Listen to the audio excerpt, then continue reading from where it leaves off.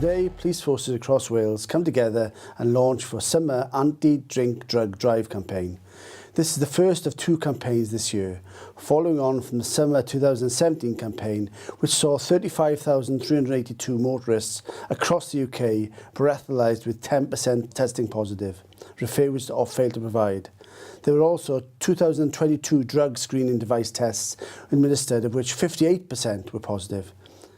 In the last 50 years, road casualties caused by drink driving have fallen dramatically.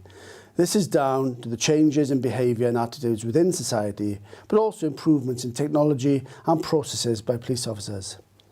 The number of drivers choosing to drive under the influence of drugs is increasing. According to the Department of Transport, there has been a six-fold increase in the number of people caught drug driving across the UK. Since the law changed in March 2015, the number of drivers caught within Wales driving under the influence of drugs has increased by 65%. The Summer Anti-Drink Drug Drive campaign shines a light on this issue and reminds motorists of the devastating consequences that can become a reality if driving under the influence. Police forces across Wales will be using the latest technology, intelligence and driver behaviour to detect those expected of driving under the influence. The campaign enables more resources to be deployed on the roads across Wales. The campaign will run from today and will cease on the 15th of July 2018.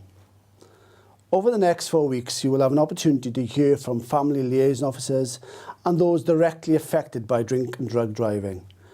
You will hear about the moments after a serious or fatal collision and the steps police officers are required to take to ensure safety and justice. The message is clear. Think about the consequences to you and others. You seriously increase the risk of being involved in a fatal or serious collision when you drive under the influence.